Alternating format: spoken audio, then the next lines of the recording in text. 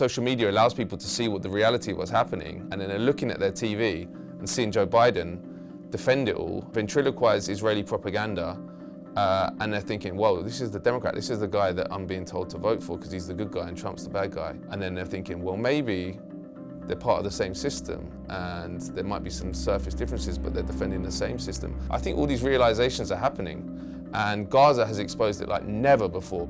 Today on Real Talk, we're sitting down with Matt Kennard, an investigative journalist here in the UK. He's currently the head of investigations at the news outlet, The Classified UK. And before that, he was a fellow at the Centre for Investigative Journalism in London, as well as a reporter for the Financial Times. And he joins us to talk about his latest book, The Racket, a rogue reporter versus the American empire. So let's start that conversation. Matt Kennard, thank you so much for coming on Real Talk. Thanks for having me. Appreciate having you on. Not too long ago, you released an interview with Noam Chomsky. You called him, the most important public intellectual, right? Yeah. What is his influence on you? Talk to me about Chomsky a little bit. In summary, I feel like he taught me how to think. How to think? Yeah, because I wasn't super political before the early years of university, and I was at university, I started in 2002, and then I was there during the lead up to the war in Iraq. And that was the moment when I realized actually everything I've been told or taught was wrong, or at least part of the propaganda that we're fed from a young age about Western benevolence, your government won't lie to you, war's the most serious thing, we're not going to take you to war based on a lie. And I was watching the government lie us into war. And I started looking around and reading more politics and reading international relations, and I stumbled across Chomsky, as you do. What was it? Manufacturing Consent? Or? Yeah, I read that, but I think it was he wrote. There was a bestseller that was released. I think it's a series of interviews called 9/11, after 9/11, and it was really smashing all the propaganda that came out after 9/11, which was huge, as you'll remember.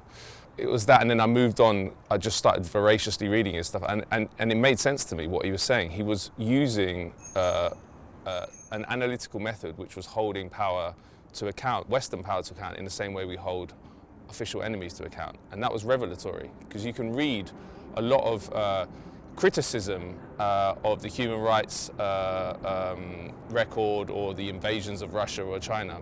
You open a paper, you read that endlessly, but you can't apply those same principles to ourselves. And we're actually more violent and do more brutal things around the world than those official enemies, just because we're more powerful. And the war in Iraq was a perfect example of that. You know, we were told that it was about WMDs. There were no WMDs. Alistair Campbell, Tony Blair's spokesman, was cooked the intelligence to take us in. That came out subsequently in an inquiry. He's now celebrated in the media. But Chomsky had been doing for years and decades, going back to the Vietnam War, the work that I wanted to do after that point, because. And he'd been marginalized for it, you know. This is a man who revolutionized linguistics and psychology completely by the age of 40, effectively. And then he moved into politics and was widely traduced in the mainstream media because, of course, he was exposing journalists as the servants of power that they are. So it was a real revelation to me that you could, number one, that everything we were told is effectively a lie, or at least is propaganda put out by the state that's loyally reproduced by the media. And number two, that you could, as an individual, in his case an academic or a journalist, really pick apart that, and that could be your role to expose truth. So he was hugely influential. To be honest with you, as I've got older, I don't think we should have heroes in that sense. He is a hero of mine, but he's doing, I mean, he's working in Boston most of his life. He has a good life, you know. He's going in and studying stuff that he's interested in, making advances, doing interviews. He's got a family. The real heroes for me are people. This sounds like corny, but the real heroes are the people who are working under much more pressure than that. So for example, a very good contemporary example is the journalists in Gaza. Like, they are heroes of our age and many ages, because they are working under the threat of being murdered, and they have murdered over 50 of them. And yet they still go out, and they know they're being targeted for their reporting as well. So understand the levels of bravery when you're working in what is effectively a killing cage, and they're telling the world what the Israelis are doing in Gaza. Now, that's people who we really should respect as heroes. Chomsky is a hero intellectually in terms of his moral force, but there's many heroes in the world. Most of them we don't know their names. We're actually gonna wrap up here. We're gonna head back to the studio. You have a book. Yes. The Racket. Yeah. Right. A rogue reporter versus the American Empire is Yeah. what you called it. If you can just give me a quick summary, very quickly. Yeah, well, effectively, a summary would be it's a whistleblowing on the corporate media and the US. I feel like it is because I started at the Financial Times, which might surprise people having listened to everything I've just said. But I started there after I studied at Columbia University in New York, and I was looking for places to go as a young reporter who wanted to do critical adversarial journalism that really revealed truth. There was basically nowhere to go. So I worked for a bit for Democracy Now! In the States for free, and then couldn't afford to stay there. So I came back to London and saw this traineeship advertised for the Financial Times and thought, why not? I won't get it. And then I got it. But I wasn't different to how I am now in terms of how I viewed the world and viewed journalism. But soon after I started, I realized I'm probably not going to stay here. But I'm going to have access to power brokers within this system that I'm never going to have again. And you were there for 3 years. Yeah, and I was stationed in Washington and New York as part of that, and London, so in the belly of the beast, you know. So I collected as much information as I could, and realized that I couldn't publish the truth, or I couldn't publish really critical articles in the FT, but I could gather some information and use that and cross-reference that with the evidence that I talked about, like the WikiLeaks cables, for example, which are rife throughout that book because it's a window into how US foreign policy really works. So that's what it is. And it does it by country effectively. So it's kind of an atlas. It goes from it starts in Haiti, which is kind of the emblematic example of a country which has been destroyed by US imperialism. But I went to Egypt, Tunisia, Turkey, Palestine, all these different places, and tried to look at. Firstly, I tried to tell the story of the people on the ground because I feel like as a journalist that's really important. And also another thing that you can't really get into the FT. The FT is very much, and most of the mainstream media is about that. Is about what does the leader of Israel say? What does the leader of the United States say? Whereas I think it's much more interesting and much more profound often to speak to people who have no power because they don't have an incentive to say certain things. It's like a roundup. Exactly. Well, yeah, and so the book is, it kind of, I guess to go back to your original question about Chomsky, it's kind of a reported version of his work, I guess. Like, he never went to these places and wrote about what people were saying, but it uses the same method of trying to see what's happening on the ground, trying to see what's happening away from the propaganda, and contradict that and put that next to the propaganda and show how ridiculous and absurd and backward that propaganda is. Perfect. And we're gonna go talk about it right now. Great. Amazing. Looking forward to it. Matt, we're back. We are. So let's talk about this book right here, The Racket. Yep. This is a re-release, like we spoke about. In this book, you're arguing that there's a global system of control led by the US that is basically set up to ensure that the rest of the world is working in the interests of American corporate power. But let's take a step back from that, the title, The Racket. So that comes from American General Smedley Butler, That's right. who wrote the book War Racket. Yeah. Talk to me about the title. Yeah, so he's a very interesting figure because he was extremely senior in the US military. He died the most decorated Marine in US history. And he signed up to the Marines when he was 16 in 1898 when the Spanish-American War happened. And this is an important war because this is the moment many historians say the US started becoming an overseas empire because they won that war against the Spanish and then took Spanish colonial possessions like Guam, Puerto Rico, and Cuba unofficially from the Spanish, and they became part of the US. So he signed up then, fought in that war, fought in many, many interventions in Central America during that period because although it's not seen as a period when America was a rampant empire, it was. There was, I think, 6 interventions in Honduras alone from 1903 to 1925. They invaded Haiti in 1915, looted all the gold. There was interventions in China. There were a lot going on in terms of the US military. He was a senior figure in all that.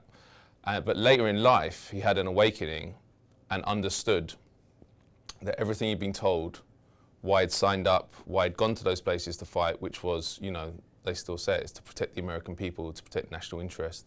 He realized that wasn't true. He realized actually he was there to protect the interests. This is from that speech that he gave that then became a book. He says, I wasn't there to protect the American people, I was there to protect the profits of Brown Brothers Bank in New York, to protect the United Fruit Company's investments in Central America. And I remember reading that speech. So economic interest, basically. Exactly. And that we don't think of that like that. The US military and the CIA and MI6 and MI5 are always presented as about protecting us and protecting the British people, the American people, but they're not. They're an arm of a state which has been captured by corporate power and works for corporate power. Just to give you a very overt example, in the coup in Guatemala in 1954, when the president was the Social Democratic president, Jacobo Arbenz, was overthrown. That was because they'd taken land away from the United Fruit Company, and the CIA, literally working for the United Fruit Company, took out the Democratic president, instituted a dictatorship. All their interests were protected, and then there was actually a genocide later on in Guatemala that came out of that. But anyway, that's a bit of a tangent. So he had this realization after he'd left, and became a big advocate for peace and for telling the truth about what these agencies are about. Because the other thing he was involved in, or they tried to get him involved in, was he says there was a business plot against Franklin Roosevelt and his New Deal by business groups who didn't. It wasn't particularly radical, Franklin Roosevelt.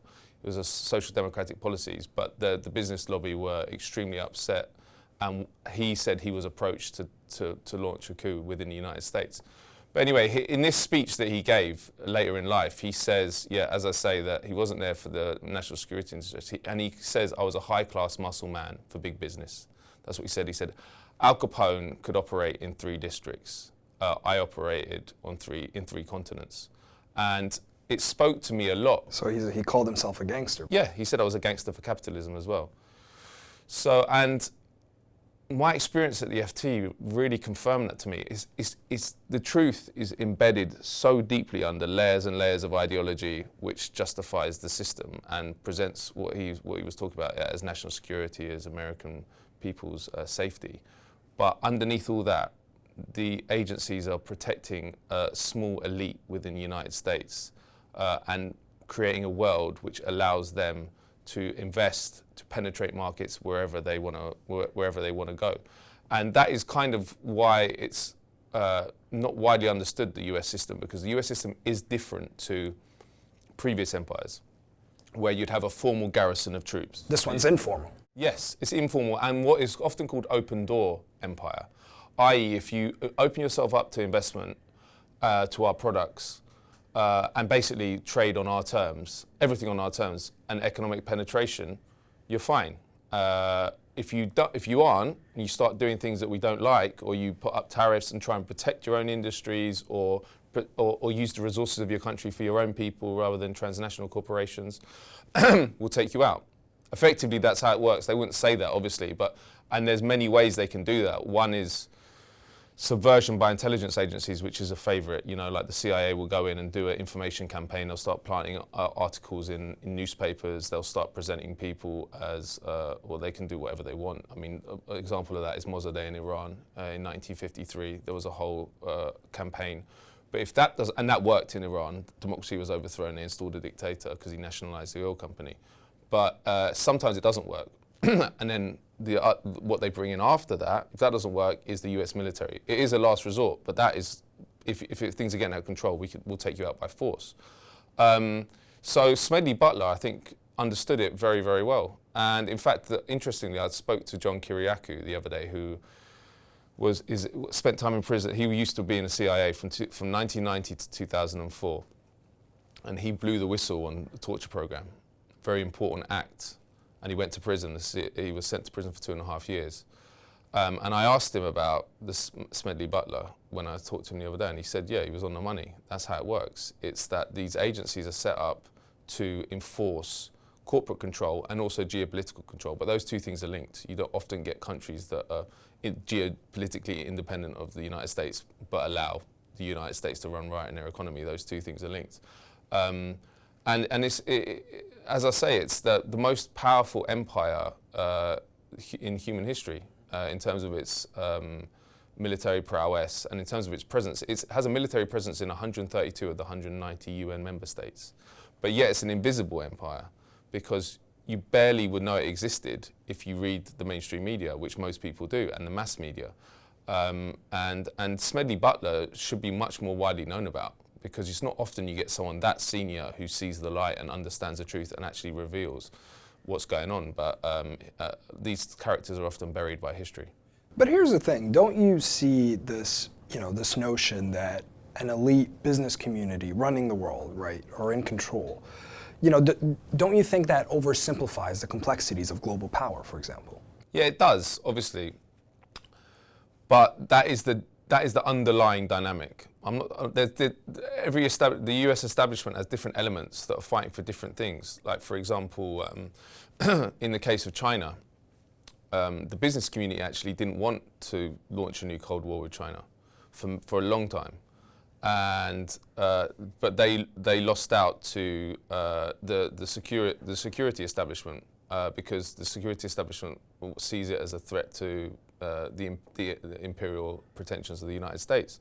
So yes, there are differences, but essentially, what is driving this empire and what has driven all empires is enrichment of the imperial elite in that home country. They are looking to, the securocrats think they can do it through an empire that has control. The business community think they can do it through creating economies which are basically run along neoliberal models that has no check on foreign power. And also the other thing is, as you mentioned, is it more complex? But if you see, I worked in Washington and on Wall Street for the Financial Times, and people on the inside will talk openly about this stuff, about like we're going to Iraq for the oil. Like that, Iraq wasn't a threat to the US, but we invaded in 2003. Now, who was pushing that invasion? Oil companies. BP have done very well out of it, ExxonMobil, and that is, but this is something you can't talk about, and that's why when it sounds simple, and it is simple, but the world is simple. It's about creating a world that enriches a small elite, and I think the other thing to say is, it's interesting he says it's simplistic because there's two major power centers in our society: the corporate financial sector and the state. But in a lot of the work I've done, I believe that is a false dichotomy.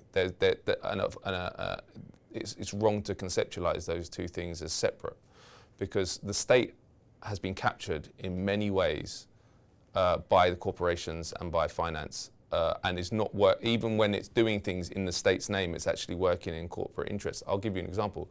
Well, I went around the world a lot for this and my previous project, Silent Coup, about corporate power, and I would often meet peasants or really dirt poor people that had no protection, and they were fighting corporations. And one of the questions I always asked them was, what's your government doing to help you? And they were like, and to them it was an absurd question. They said, the government doesn't work for us, it works for the corporation. And it was true. Nearly everywhere you saw that the state was merely a vehicle to grease the entry of that corporation and allow it to do what it wanted. And that's an important realization to have. So when I say that a small business elite, that business elite has captured the levers of power within the state bureaucracy as well, and within the CIA. And just to go back to Iran, it's a really good example of that. What was Mossadegh's crime? Mohammad Mossadegh was a democratically elected prime minister of Iran. His crime was not anything other than nationalizing the Anglo-American oil company, which later became BP. And he was taken out in an MI6 and a CIA coup. And that was done at the behest of investors. It's the Suez Crisis in 1956. He nationalized the Suez Canal, and that impacted British and French investors. They invaded. The UK military, the state military, invaded on behalf of those investors. And that you see that time and time again. So the evidence is there that our interventions, our military and intelligence operations are reflecting the interests of corporate power of this tiny business elite. And that is what I'm saying you could never say inside the FT or most mainstream media, but that's the truth. The reason why I ask you that is I think, it would be easy for your critics to come along and basically, brush your hypotheses aside and say, this is much more conspiracy driven. Yeah. Do you know what I mean? Well, so how do you even engage with Yes, well, and I think it's a very good question, an important question, because I do get accused of conspiracy theories a lot, but I do think that's a very clever way of controlling the discourse, because it makes people not want to have a systematized analysis of our elite. Now, if I said to you, okay, a teachers' union in the United States or here is a group of people, workers that get together and form an organization because they want more money for themselves, they want higher wages from their employer. That's not a conspiracy.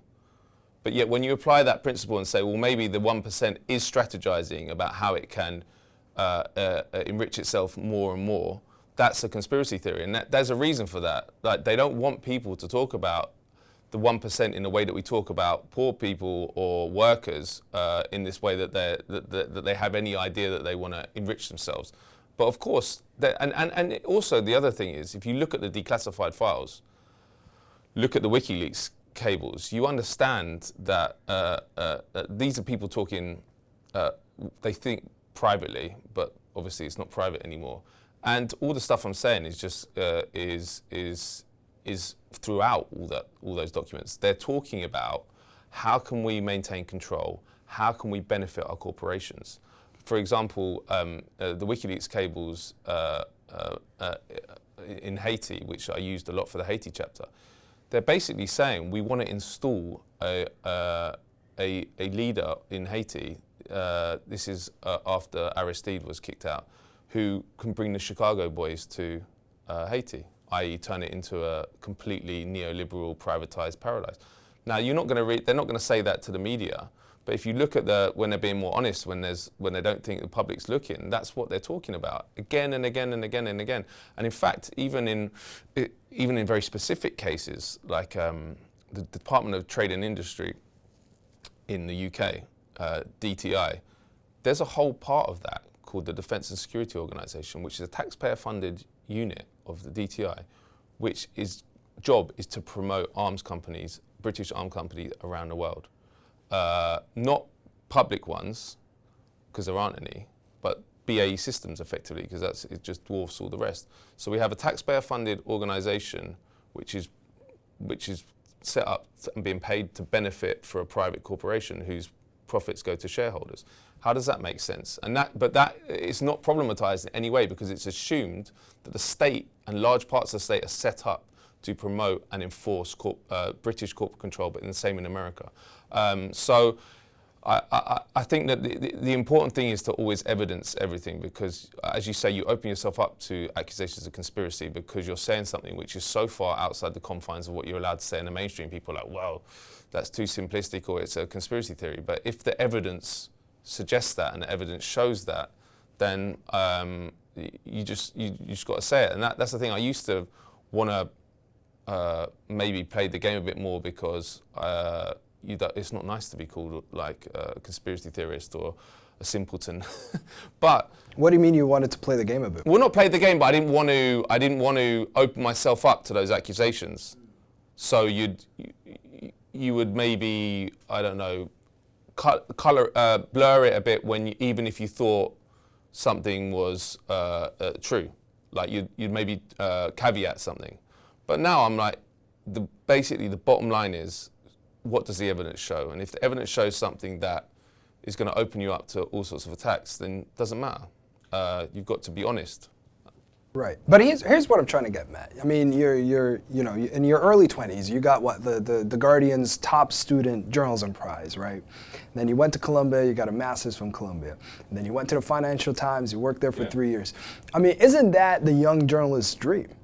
It is, and in fact, when I left the FT, a lot of people said to me, "You're stupid," because there's no better paper. And that's probably true. I think in terms of like, if you compare it to the other major international papers, it's better than all the rest. And it is respected. It is well respected. And I worked there, and I didn't come out of it thinking it's not a good paper. Like they impress on you very early on that you've got to get everything right. It's very fact-based. It's got specifics in a way that and there's less ideology on the news pages than you get in somewhere like even The Guardian, you know, and you get the figures which you can analyse and make your own judgments. So yeah, no, but it is part of the system, and it's the reason that they have such a high premium on getting everything right is because it's read by the managers of the world. Like, it's read in the White House, it's read by Wall Street. So those people are investing based on the information. So there's less tolerance for ideology and less tolerance for getting things wrong. But it's still set up for as the newspaper of choice for the global elite and for the Anglo-American elite. And that means you can't put in truths that about how the world works. And that's not why I got into journalism. I didn't ever want to. It wasn't a difficult choice. I didn't ever want to get into journalism to have a career or status. I wanted to do it because when I was at Leeds University, I got a few big stories, and I realised investigative journalism is a really amazing way of creating change. That's why you got the prize, right? Yeah, well, so originally during the build-up to the war in Iraq, that was when I first got involved in the student newspaper, and I was writing comment pieces, and it was exhilarating. I'm not going to lie, to be read by 20 to 30,000 people at that point. I hadn't been writing that long. I wasn't saying anything interesting. So, but I remember it was an exhilarating thing, and then I started looking for stories, and then I got a big story where I exposed a professor as a racist, and he eventually had to leave the university, and it was on the front page of a couple of papers and stuff. And that really was like, wow, now that investigative journalism is a real important tool in creating change and also revealing truth and revealing buried information. So from that point on, I was like, oh, this is what I want to do. At the FT, I couldn't do that. Like, this book is basically what information I accrued at the FT from power brokers, but cross-referenced with the documents that tell the truth, like the WikiLeaks cables. Principally the WikiLeaks cable. Anyone reading this book will see that they're throughout, and that's because I just cross-referenced what's being said in private about certain issues with what the power brokers told me when I was at the FT. And so, but I could never write that. I could never put the WikiLeaks cables in the FT, the truth about, there's no space for that. So, I mean, you couldn't even call it the American Empire. No, and you can't set... And that's viewed as a left-wing talking point, yes, right? Yeah, and you can't talk about American imperialism, but you can talk about Russian imperialism or Chinese imperialism, and you can talk about those official enemies in terms that you just cannot talk about us. And that is not somewhere I want to work. And in fact, look, I work for Declassified UK now, which is an alternative media outlet. We're 4 people. We punch above our weight, but I'm not being read by Barack Obama. Like, the articles that I was writing for the FT were being read by the president, probably, and many, many important people. But if you're not writing the truth and you're not writing your truth, what's the point? That's not why I got into journalism. So it wasn't a difficult decision to make. And also, the other thing is, no one does this because I was kind of a mistake for the system, really. Like, I didn't get into uni originally. I got in through clearing, which is a system for people who don't get the grades to get in. And I got in to Leeds and then left because I was doing a course I didn't want, went back, and then got this story about this professor, and then got the master's at Columbia. But I don't think anyone from Leeds University had ever got on the master's from Columbia. Like, so somehow the system messed up by letting me through. So from that extent, I wasn't able to be subsumed into the system. And in fact, when I left, the editor said to me, he was like, "You're a good journalist, Matt, but you're not an FT journalist." And then he said, "Go away and do your Save the World stuff, and maybe you can come back when you're a bit older." And that is interesting, isn't it? Because he left the door open. Yeah, well, I mean, I think he was trying to be nice, but it also shows what those kind of people and what mainstream or sort of elite journalists see their job as. It's like, your job's not to make a better world or to reveal information which might create change. It's about your career, effectively. And once you get that out of your system, which is what the system does. They're seeing you as an activist. Exactly. And then there's that famous Winston Churchill quote, which is like, if you're not a socialist in your 20s, you've got no heart. And if you're not a conservative in your 30s, you've got no brain.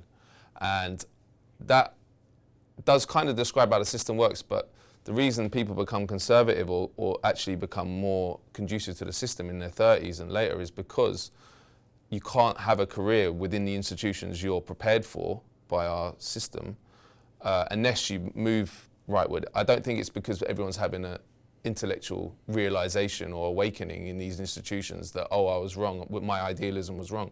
What they're doing is they're becoming part of the system that is set up to as I've said, to enrich a global elite, but they can't. If you don't accept that, you won't remain part of that institution. No one does. No one does.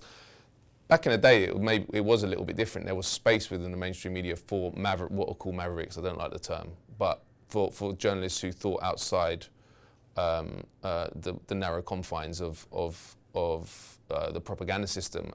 People like John Pilger, Paul Foot, Seymour Hersh, but these people would never get into the mainstream media now. There's been a real closing of the mind of the media.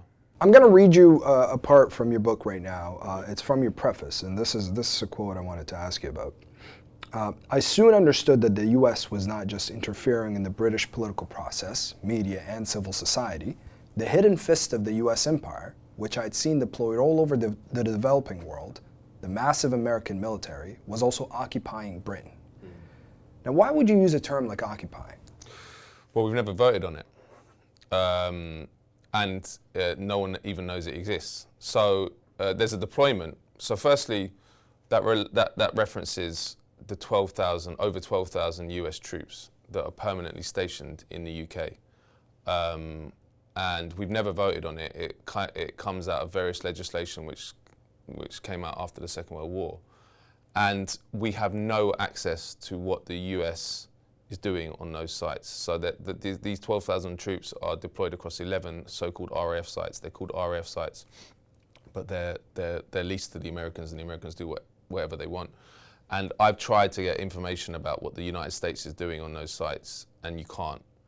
Add to that the intelligence presence here, which we don't know anything about. We obviously haven't voted on. The CIA have a station at RAF Croughton, a huge one. 25% of military communications from Europe go back to the US via RAF Croughton.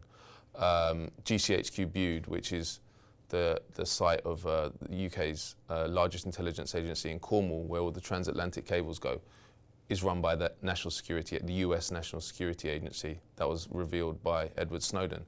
So you have this whole infrastructure that we've never voted on, that we can't know what's happening there. So I do feel like it's an occupation.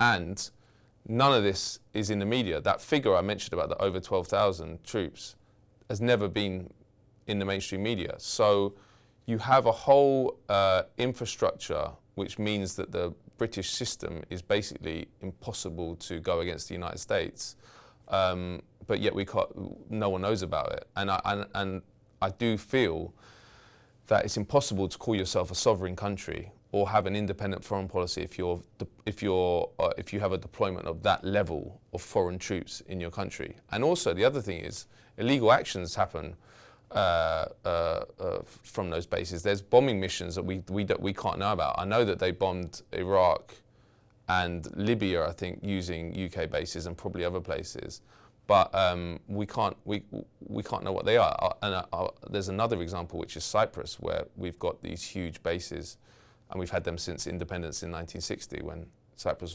was made technically independent, but actually wasn't.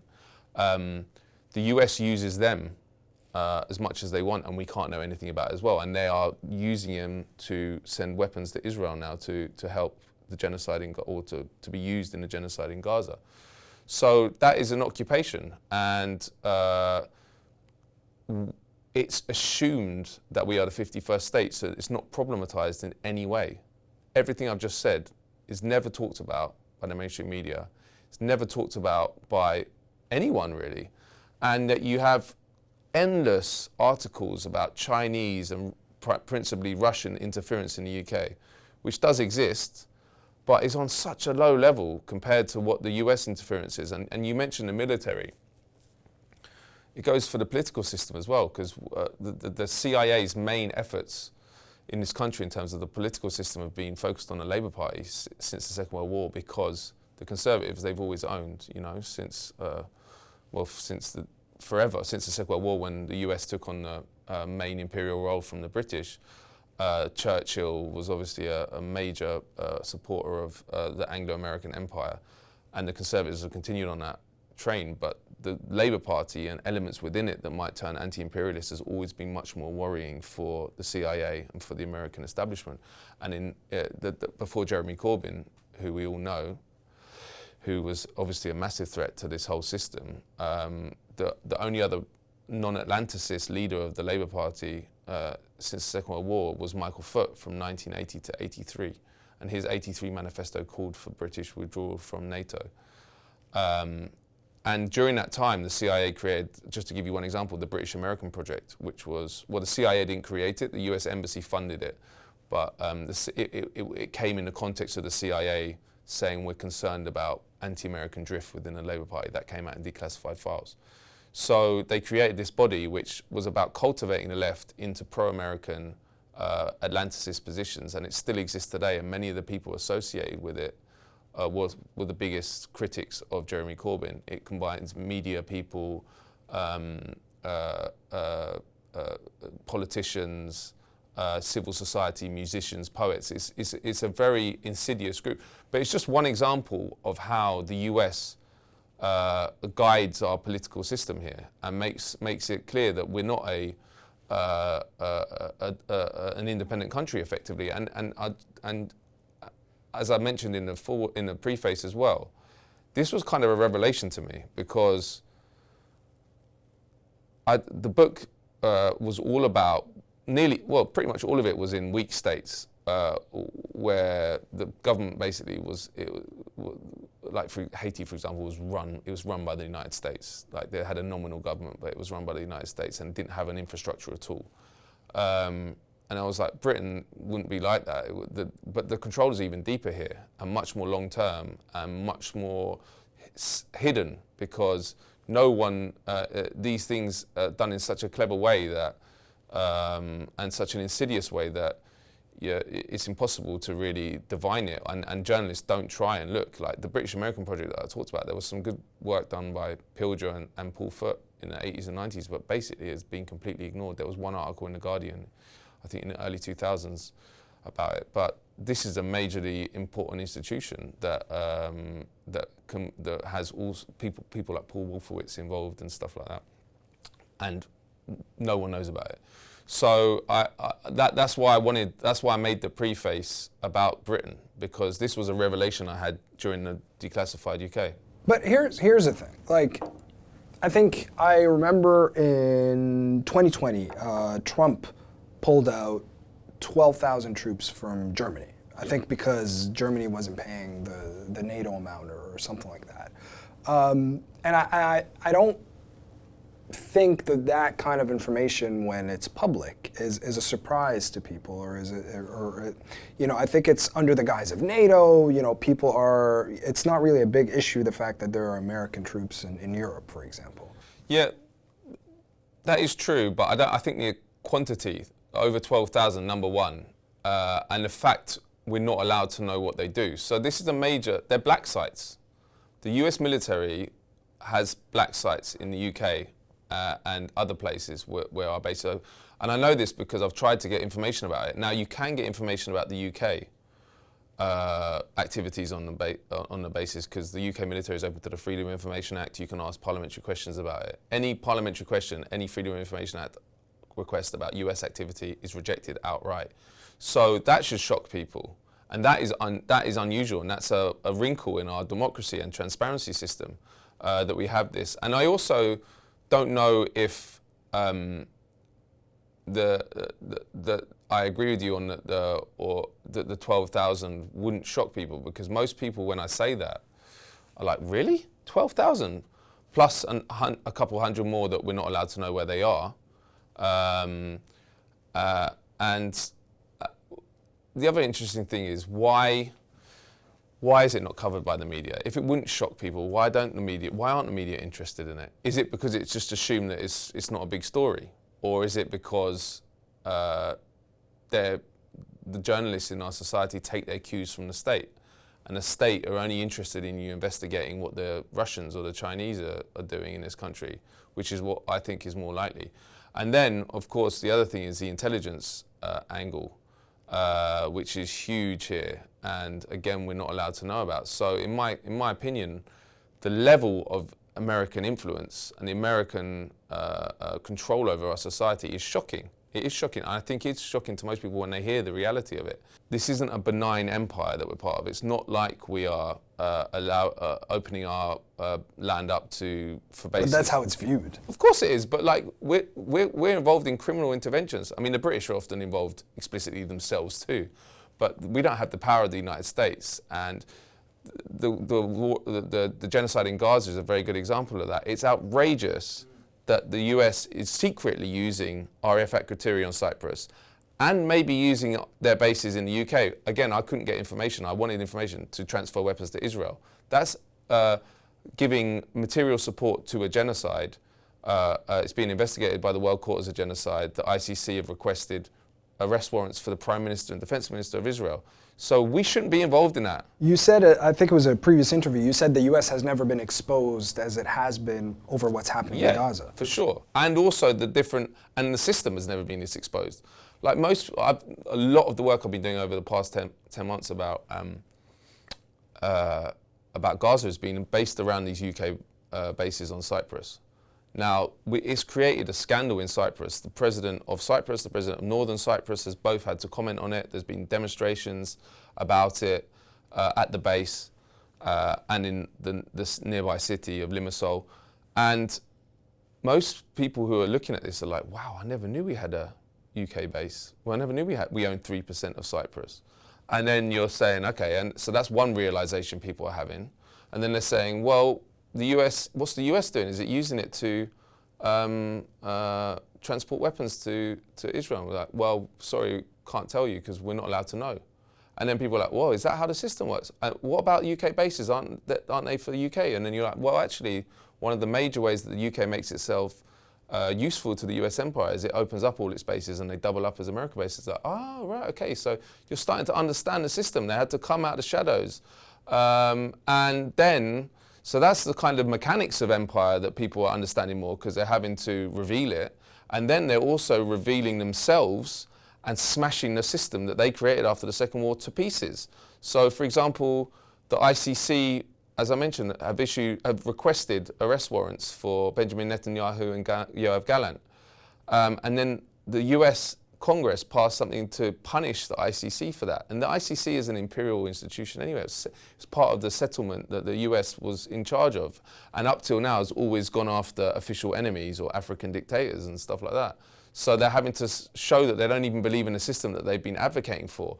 Plus you have Joe Biden getting up for 11 months defending a hideous genocide, which is worst thing I think many of us have ever seen in our lives.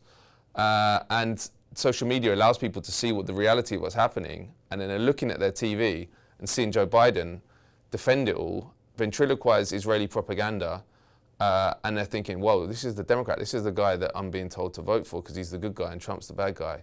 And then they're thinking, well, maybe they're part of the same system and there might be some surface differences, but they're defending the same system. I think all these realizations are happening. And Gaza has exposed it like never before because for some reason, which is preposterous, the US president cannot move against this small little colony that the United States has. It's 9 million people, GDP smaller than Sweden. It's smaller than Wales in terms of its size. And yet the US cannot control it.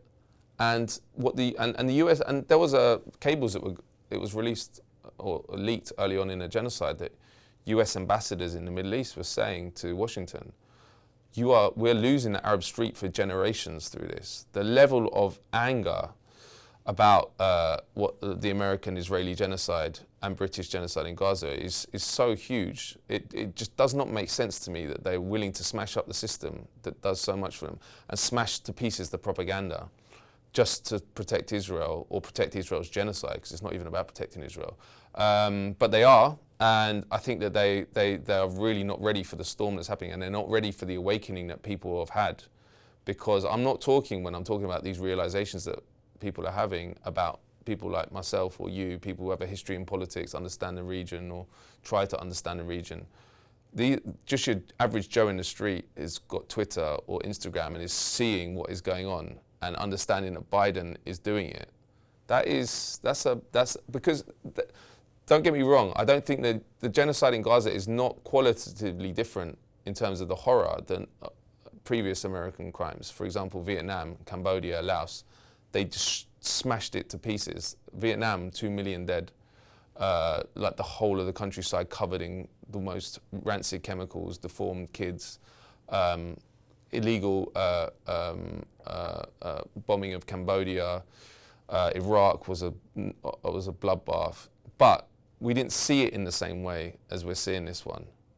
People are seeing what the butt end of American empire every day on their phones. Kids' heads being blown off. So it is different, and I think that's going to have a massive impact. And I don't know how it's going to play out, because the way these things always happen is there's an opening, and then the powerful forces work to try and rejig get the discourse back under control. But whether they can or not, because I think people have been pushed so far, it's gone on for so long, that the cat's out of the bag, really. Matt, how do you think the U.S. elections are playing out? That's a big question. You know what? Your big thoughts. Yeah, well, when Donald Trump was, when the assassination attempt was made on him, and then he stood up and said, "Fight, fight, fight," and I was looking at that, I was like, he's won. It's a done deal, right? Deal. And at that moment, Joe Biden was still He's still in the race. Yeah. And Biden, it was obvious, like, can't barely string a sentence together, which is interesting in itself, by the way, based on what we're talking about who runs America and in whose interest, because he's barely been able to string a sentence together for his whole presidency. So who has been running America in that time? That's an open question. But anyway, to go back to so after that, but then Kamala Harris came in, and it seems like she's got some momentum, but she's just a media product. It's quite interesting, like, she does seem like she's got momentum, but she's not because of anything she's saying or doing or any policies. I don't think she's even got any policies. What are your thoughts on her? Because when she announced that she was running, or when she entered the race, there was this initial messaging from her campaign and from the media as well, that she would somehow be better than Trump when it comes to Gaza. She won't. I mean, Trump might be worse, but the policy is not going to change. She gave an interview the other day I saw where she said, "I will always defend Israel's right to defend defend Israel's right to defend itself." And that's code for just, we're going to carry on doing what we're doing. And she's been vice president during this whole time. She's in the executive branch. She has power, and so she's complicit. I think she should be at The Hague alongside Biden. If we lived in a You don't think she can distance herself from the administration? She'll try, but they're trying to sell her now as something different. And it's politics as PR. This is what they always do. She has been in government for 4 years, and over the last year, the US, Biden, has been the major armor and supporter of a genocide, which is pure horror. So she's complicit, and the way that the Democratic Party trying to sell it as like, oh, well, now it might be different and we're working as ceaselessly towards a ceasefire. She said that, and then they sanctioned hundreds of millions of arms to Israel soon after. So it's all smoke and mirrors. It's rubbish. It's a way to manipulate the public and manage the disgust with the Biden administration, which she's been part of over the past year, because they are going to lose a lot of principally Muslim votes. And they're worried about that in certain swing states. And I interviewed recently Jill Stein. Jill Stein, yeah. Yeah, so it's interesting. Listening to her, if you interview her, you're like, okay, well, this is the real opposition. The Democrats are not in opposition to the Republicans. They agree on basically all the central elements: the empire, undying support for Israel and its genocide. You listen to Jill Stein. She's like, she said, the United States. Firstly, she said the United States could stop this with one phone call. So she said, if I'm in the White House, the first thing I'd do is make that phone call. Then she said, I'd do an arms embargo on Israel until it complied with international law, deconstructed apartheid, all the rest of it. So, and I was listening to her, I was thinking, well, there's a reason the Democrats hate you, and there is a campaign against her, because she is the real opposition to the war state, and she's in a real opposition to the corporate control of America as well, because the Green Party under her don't accept corporate money at all. And she talks about the US empire and its role in destroying the environment and the Gaza genocide. It was quite an astounding experience listening to her, actually, because she's way to the left and way more of a problem for the American imperial system than the Greens here, for example. The Greens here support NATO and would never speak in strident terms about the war, about the genocide in Gaza like she did. And it's interesting, it's harder for them to attack her because she is Jewish herself. And in fact, she was saying that part of the reason she's so horrified by what's happening in Gaza is she was brought up with the shadow of the Holocaust over her generation, and they vowed never to allow another genocide to happen, and we're watching one in real time. So, yeah, I basically think the two-party system is an outgrowth of oligarchy, and the whole system, by which I mean it's very, very easy to control two parties. If there's only two parties to vote for, the oligarchy can capture both of them, which is what's happened here. But what's interesting is that she's potentially could lose the Democrats the election, because. Well, that's what I want to ask you about. Is that how effective do you think third-party candidates are within the American system? Because there was this recent poll that Muslim voters are split between Kamala and Jill Stein, which, like you say, could eventually actually be in Trump's favor and give him the election. So when you think of all of that, how effective are third-party candidates really? And it's hard to say, isn't it? I mean, the whole system is set up to demonize them, firstly, because, as I said, the oligarchy control the two main parties. Obviously, they want to destroy any opposition to that. And then the media backs that up. And then, obviously, they use examples like 2000 when Ralph Nader pulled votes away from Al Gore, and Bush then invaded Iraq and stuff. But it's an open question, isn't it? How long can we keep voting for the lesser evil, which is not even that much of a lesser evil anymore? And I think eventually the system will implode if you do that, because people are starting to realise that they can't vote for change. Like it happened in the UK, right, with Starmer. We're told for 14 years that we get the Tories out and everything will be all right. And then people are realising, okay, well, what's changing? You've got Starmer's, the Labour government just did the biggest deportation of migrants in British history the other day, in one day. And they've got rid of winter fuel allowance. They won't reinstitute, they won't get rid of the two-child benefit cap. Just what is the difference with the Tories? And the same in the States. And I don't think that can go on for long. That can't go on. That's unsustainable. And we're seeing it as well with like the rise of the far right. These neoliberal parties are the progenitor of the far right, because people are looking around for answers. They see that the mainstream parties have both been captured by the oligarchy. They're working for the 1%. They're not working for us. And the left are pretty much nowhere. So you're waiting for a demagogue to come along and say it's all the fault of Muslims, or it's all the fault of migrants, which is what Tommy Robinson does. And it's what Adolf Hitler did. A different group. It was the Jews with Hitler, but the Muslims are like the new Jews in Western society. Anyway, you can denigrate them as much as you want. And to answer your question, I think it's vital we have progressive parties outside of that two-party system, because otherwise there's no pressure valve. There's nowhere that people can go outside of the oligarchical system that in the long term that's going to provide a place for that, and we need to build that, because the right are doing it. Look what the right did with Reform, and then UKIP before that. And UKIP, for example, transformed British politics without even getting into power. They pushed the Conservative Party so hard that they had to call a referendum, then Brexit was voted on. That was under Farage, right? Yeah, that was. And that was all done without getting into power. So we could do that on the left.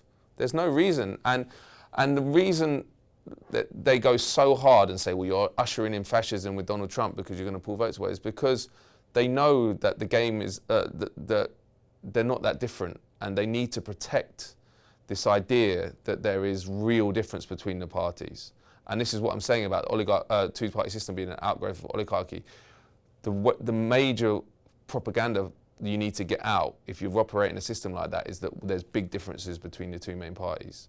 And people like Jill Stein expose the fact that there's not. If you listen to that, I'll tell people to listen to that Jill Stein interview. It's like, it's literally a different world. It's like talking to a normal person or like an actually progressive person, which you'd never do when you talk to a Democrat. So in answer to your question, I think it's vital we do it. I think it's vital for the future of our politics, because we need to create an infrastructure where and a party where people can go. And I'll finish with this. If you look at the recent British election, like the independents, look at Jeremy Corbyn. Everyone attacked him as running as an independent, even though he wasn't allowed to stand as that. But they say, well, you don't like the Labour Party. The Labour Party's been your home for so long, and now you're running against them. And he won he won a massive majority. You had 4 other independents. You had other ones like Liam Mohammed and Jodie McIntyre, who nearly beat senior Labour figures.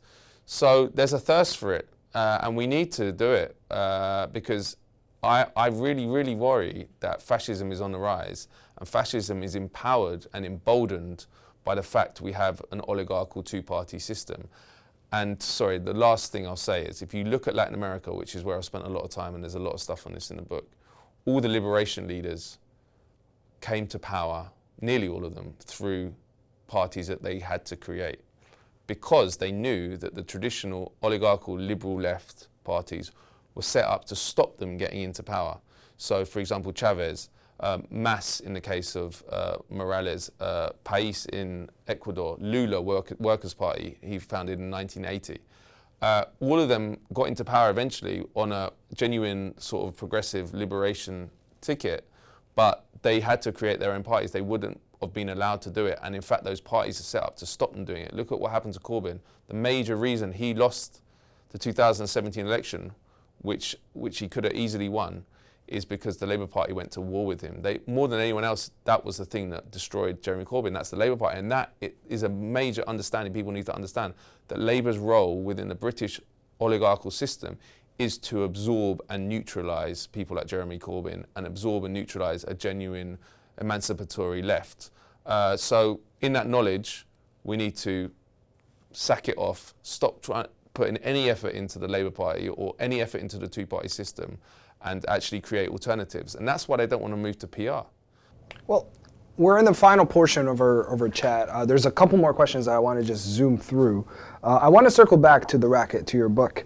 Again, because it's at the core of your argument, you do focus on the elite, right, so much. But I'm curious, what is the role of the American public in all of this, in your view? Whether it's in the sense of resisting or abetting the U.S. empire, as you call it. Yeah, well, America's an amazing country. Firstly, it's got amazing diversity. It's got a lot of amazing people, and there is a lot of opposition to the American imperial system. But the reason there's not more is because it's not widely known about. It's not covered in that way.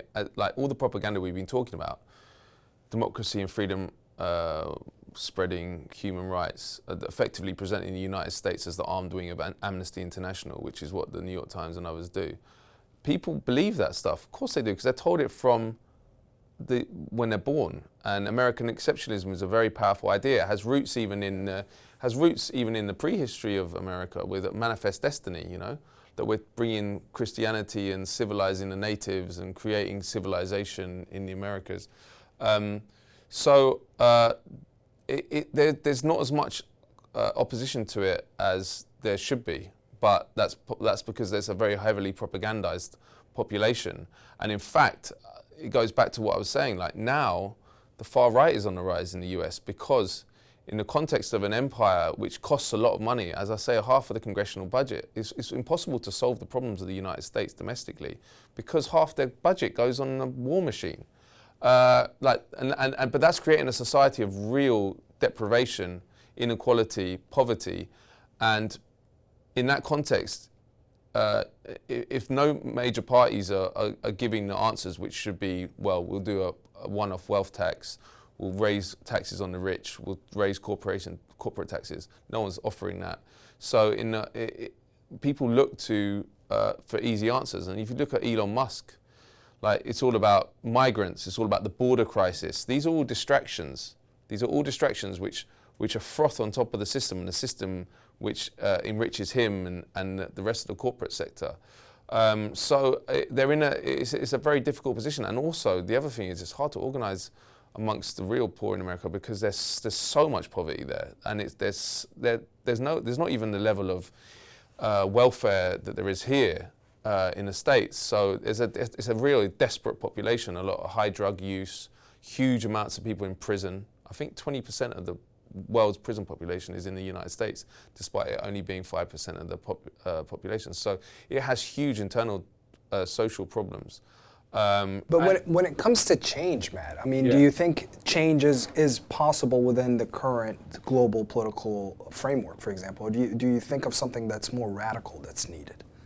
Well, I don't think the change is. I don't think it doesn't look like the change at the moment in terms of anti-imperialist movement is going to come from within the United States. Although the Gaza protests were amazing. I mean, I mentioned the 1898 war, the Spanish-American War. That was like a major moment in American history when it became an overseas empire, or some say. But there was a massive anti-imperialist movement at that time. It called itself the Anti-Imperialist League, and it had people like Andrew Carnegie and famous people that were part of it, and was very prominent. That doesn't really exist in that way now. It's not front and center issue. Like, as I said, that most people probably don't even think that America is an empire. It's not viewed that way. No, it's not. So it's very hard to organize. But I think that the American empire is tottering anyway, but that's basically because of the internal problems that I talked about, that there's social unrest and the rise of paramilitaries, effectively, in the country, and then also the rise of China. The fact that the fact that the imperial managers in Washington are not very good at what they do, like they went into Iraq and destroyed Iraq, and then put the Shiites in power, who are allied to the Iranians. The Taliban are back in after 20 years of occupation. Like they're not good at what they do. The Chinese are smarter, I think. The Chinese, I often make this point in an interview, but the way I see international relations is it is a great game. All superpowers lie about why they're doing certain things. I don't think Putin or Xi Jinping are telling the truth when they say why they're doing certain actions. They're all interested in expanding their domination and power over other countries. But some of them are smarter than others at doing it, you know. And the United States, it seems to me, are just not very good at it. And I think that in terms of hope, you asked about hope. I have to say, the most hopeful I've been for a long, long time was watching what the students did for Gaza inside the belly of the beast in the United States. Columbia and the other universities. And UCLA and many, many others. And I was at uni at UCLA in 2004-05. You couldn't say anything about Israel, critical. And then there's massive occupations. Columbia, which I was also at, was super, or it was a bit better 4 or 5 years later, but it was still like a red line, and yet you have this massive occupation which they have to end by force. That is incredible, and it hadn't been seen since the Vietnam War.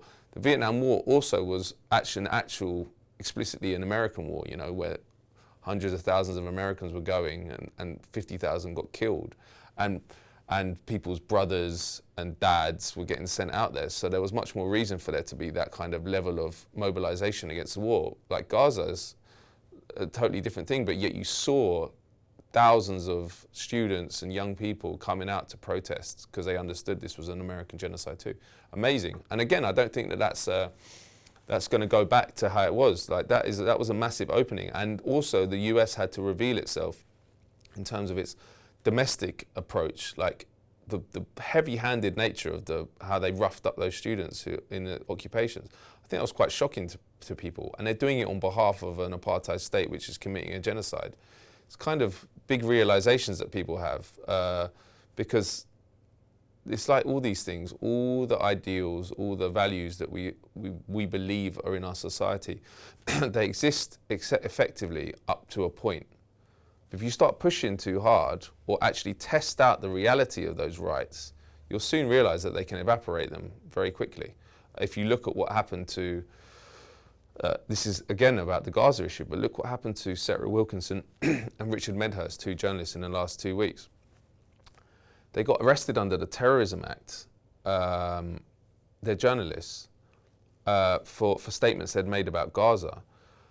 And you're just thinking, wow, well, do we have press freedom here? Do we have the right to say what we believe? If you can be arrested under an act which is effectively meant to stop terrorism, violent terrorism, if you can be arrested and detained, they raided Sarah Wilkinson's house, destroyed her house, turned it upside down, and Richard Medhurst was held for 23 hours at Heathrow in solitary confinement. So you're really getting the boundaries of what is acceptable and what is real stretched. And I think we're going to continue that because they can't hold, the Gaza genocide has unleashed a new generation of people who are not going to take our support for genocide and our complicity in genocide, and they're either going to have to change the policy or they're going to have to clamp down on the people that are rising up, and it seems that they're choosing the latter so far.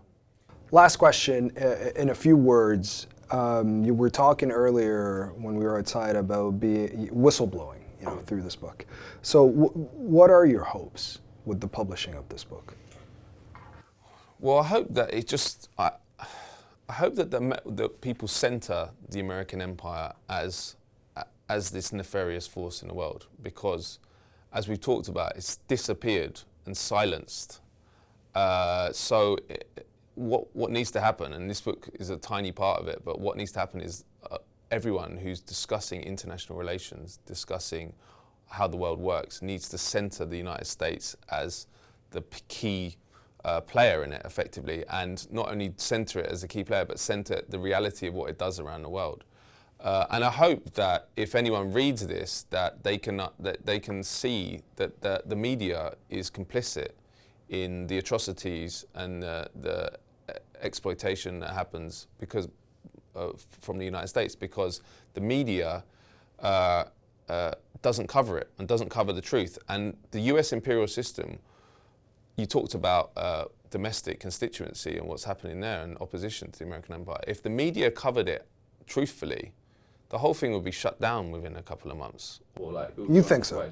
Well, maybe not a couple of months, but the way that it's protected the empire is because the truth is never written in the media and never goes out to the general population. Honestly, even the stuff we do at Declassified UK, we're small, but we've had a big impact that has changed certain policies, and that if you thought about if the resources of Declassified UK are tiny, right? If the resources of the New York Times or the BBC were used to genuinely expose how the system works, genuinely expose the real intentions of the British and the Americans and the corporations, I don't think it wouldn't last very long. But that's why it's allowed that's why they allow the free press, because they know that they've got the whole system that works off the books and the media won't tamper with it. But so I hope that this book is a contribution to exposing the reality of it and exposing the reality of the people who are complicit, which is the ideological industries. Academia is also to blame. We haven't talked about that, but they write history, and they write history in a similar way that mainstream corporate journalists write journalism, protecting the powerful and protecting the narratives that justify the powerful actions. So yeah, I mean, one of the interesting things, just to end with the Chomsky thing where we started. Yeah, bring it first circle. Yeah. Well, he talks about, he's asked about what he feels after decades of basically banging his head against the wall and being marginalised. You know that he's not completely marginal, but he's marginalised from where he should be. He doesn't have a mainstream, it doesn't have a column on the New York Times. And he said, well, the worst that happens to people like me in the West or in the US is that we're marginalised and they push our ideas outside of permissible debate. We're not put in prison. We're not, although Julian Assange was recently, but the costs are very low. I couldn't have a career at the FT, but boo-hoo, you know, look at the world. Like, we're not using our freedom that we do have, there's real freedoms we have. If we're not using our privilege because we're at the center of this machine that is destroying large parts of the world, we're not doing it right in terms of our jobs as journalists, and we're not doing it right as moral individuals because the costs are low at the moment. They might get higher as the state cracks down on us, but at the moment, when you look at the horror being inflicted on Gaza, and Gaza is the butt end of this system, you know, it's the front line of this system. Wouldn't any moral individual do anything they can to stop their role and our complicity in it? Yes, they would. And secondly, we're not going to go to prison for doing it. Well, that's changed a bit with Richard Medhurst and Sarah Wilkinson, but you know what I mean? Like, it's a totally different world, and I do feel like everyone should feel this responsibility that we can, small changes in policy in the United States and the UK has a big global impact. It's very different to having a change of policy in, say, El Salvador or somewhere. So that responsibility we need to use. And I'll finish with this. Look at the example of the Labour government, right? They recently suspended 30 arms licenses for Israel. Yes. Yeah. Now, it's 8% of the arms licenses we provide, we sanction for Israel, so it's nothing. But symbolically, it's huge.